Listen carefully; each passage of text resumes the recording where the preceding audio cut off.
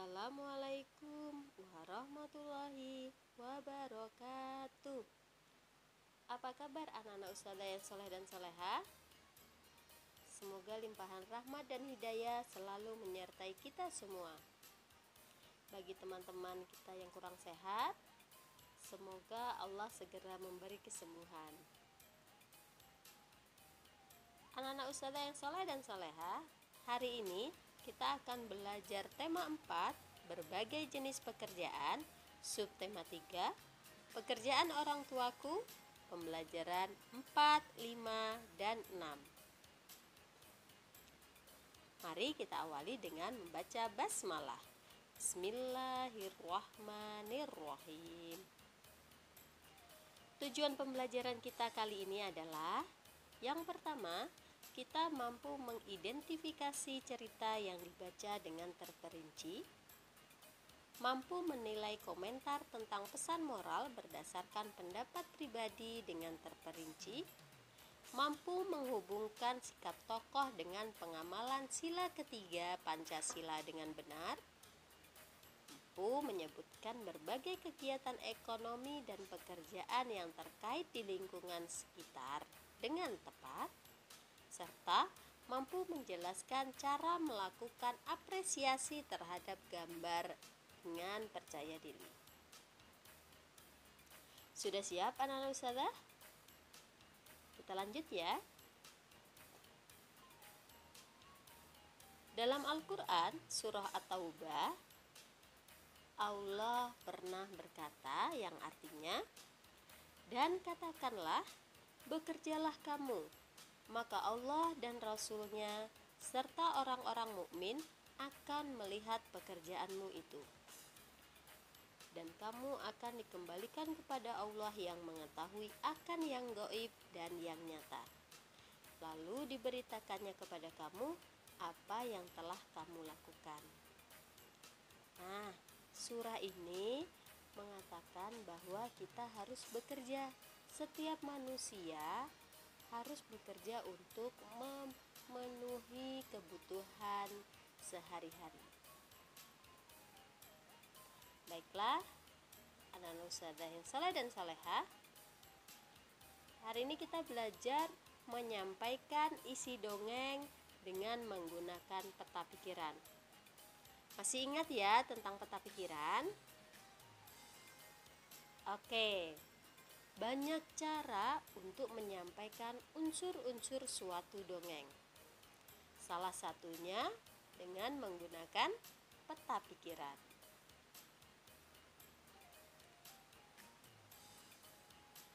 Coba kita lihat contohnya ya. Ini adalah cerita si kura-kura yang sombong. Ada seekor kura-kura yang sombong dan merasa dirinya lebih pantas terbang dibandingkan berenang di perairan. Ia jengkel karena memiliki tempurung yang membuat tubuhnya terasa berat. Ia pun kesal melihat kawan-kawannya sudah berpuas diri dengan berenang. Saat ia melihat burung yang bebas terbang di langit, kejengkelannya semakin kian bertambah. Suatu hari, kura-kura ini memaksa seekor angsa untuk membantunya terbang. Si angsa setuju.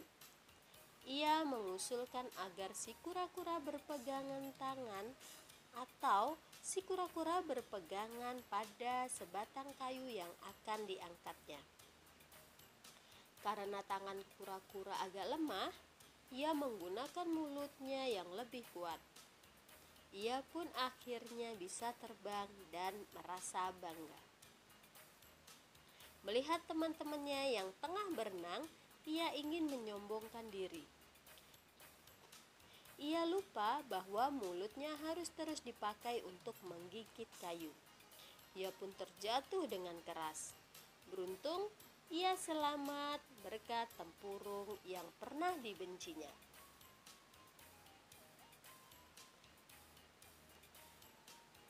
Nah, dari cerita tadi atau dari dongeng tadi, kita bisa membuat peta pikiran. Di mana di situ ada judul, awal ceritanya, dan akhir cerita, tokoh yang ada di dalam dongeng tersebut, sifat dari tokoh tersebut, tempat dalam dongeng tersebut itu di mana, dan pesan moralnya. Anak-anak ustazah sudah paham semua ya? Iya. Kita bisa latihan di buku Bu Pena di halaman 59 ya anak-anak. Nah, di situ ada dongeng serigala yang tamak. Dari dongeng tersebut kita bisa membuat peta pikiran seperti contoh ini. Ya. Pesan moral bisa kita dapat dari sebuah cerita atau dongeng. Dalam menentukan pesan moral dalam dongeng, kita bisa dengan membaca dan memahami dengan cermat dongeng tersebut. Nah, ini contohnya. Ada yang tahu ini? Kira-kira dongeng apa? Cerdas sekali anak-anak ustazah. Ini adalah pesan moral dari dongeng Malin Kundang. Pesannya adalah kita tidak boleh durhaka kepada orang tua. Kita harus selalu menghormati orang tua. Ingat ya anak-anak, ridhonya Allah itu adalah ridho orang tua.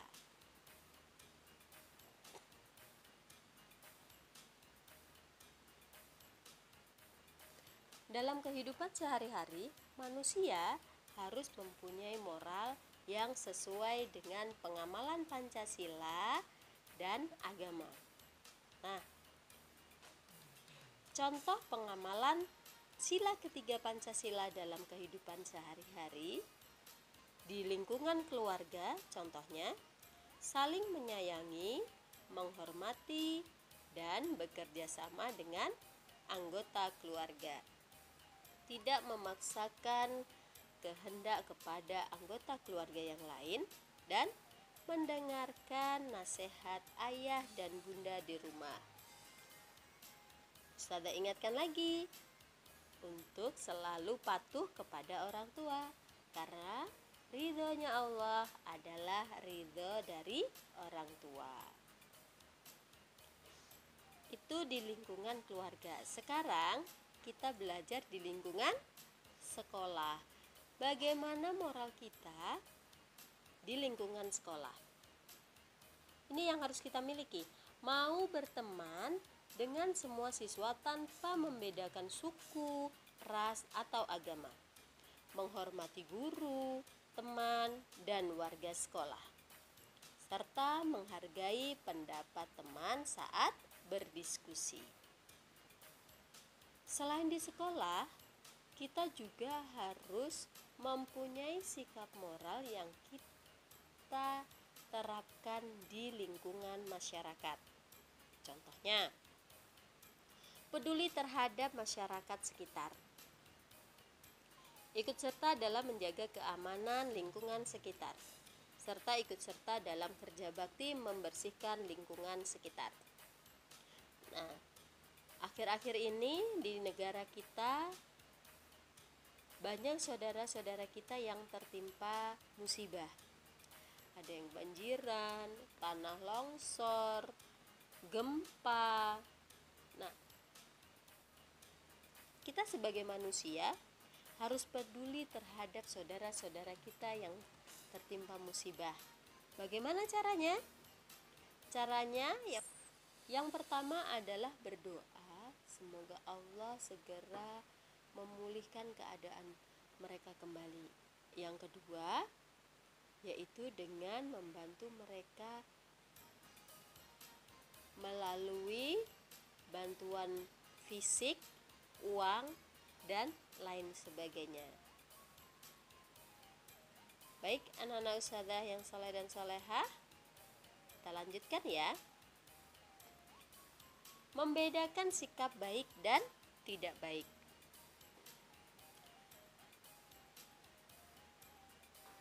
menjenguk tetangga yang sedang dirawat atau menjenguk teman yang sedang sakit, atau membantu orang yang sedang tertimpa musibah, merapikan mainan setelah dipakai. Ini adalah contoh sikap yang baik, ya. Sedangkan yang ini menertawakan teman yang terjatuh dari sepeda, mengejek teman di sekolah.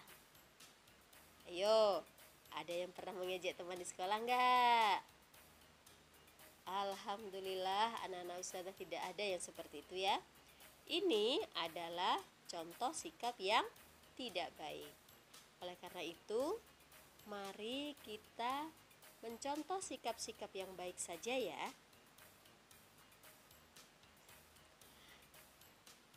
Baiklah anak-anak, kita lanjutkan dengan kegiatan ekonomi dalam proses menghasilkan beras.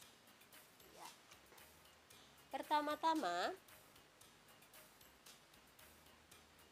sawah dibajak menggunakan alat pembajak sawah. Lalu sawah ditanami padi.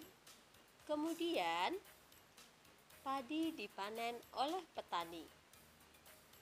Setelah dipanen, padi kemudian dijemur. Setelah kering, padi dibawa ke penggilingan. Lalu padi digiling menjadi beras. Setelah menjadi beras, padi dikirim ke beberapa wilayah untuk dijual. Lalu konsumen akan membeli beras yang dijual oleh pedagang, hingga beras dimasak menjadi nasi yang setiap hari kita makan. Nah, itu tadi kegiatan ekonomi dalam menghasilkan beras, di mana di dalam kegiatan tersebut ada 3 kegiatan ekonomi, yaitu produksi, distribusi, dan konsumsi. Kegiatan di produksi apa saja? Pinter, membajak sawah, menanam padi, memanen padi, dan menjemur padi. Nah, itu kegiatan produksi. Kalau distribusinya bagaimana? Ya, distribusinya adalah beras yang sudah digiling diantar atau dikirim ke wilayah-wilayah perkotaan untuk dijual. Nah, pengiriman tersebut menggunakan alat transportasi. Itulah disebut proses distribusi. Kemudian konsumsi. Apa aja konsumsi? Konsumsinya adalah beras dibeli oleh konsumen untuk dimasak.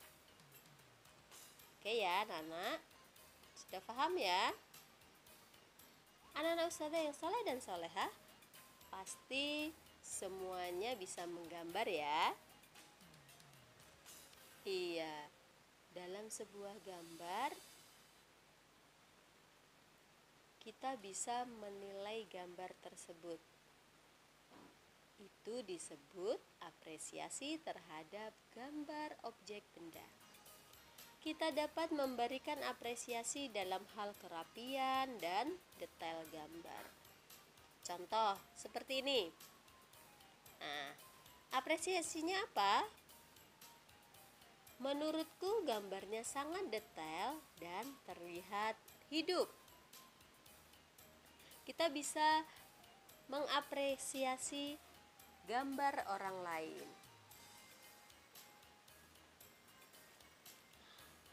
Nah, anak-anak ustazah pasti bisa memberikan apresiasi terhadap gambar orang lain. Baiklah, anak-anak ustazah, demikian pembelajaran kita hari ini. Mari kita akhiri dengan membaca hamdalah. Alhamdulillahirabbil alamin. Terima kasih. Tetap semangat dan ingat pesan Ustazah, selalu patuh kepada orang tua. Wassalamualaikum warahmatullahi wabarakatuh.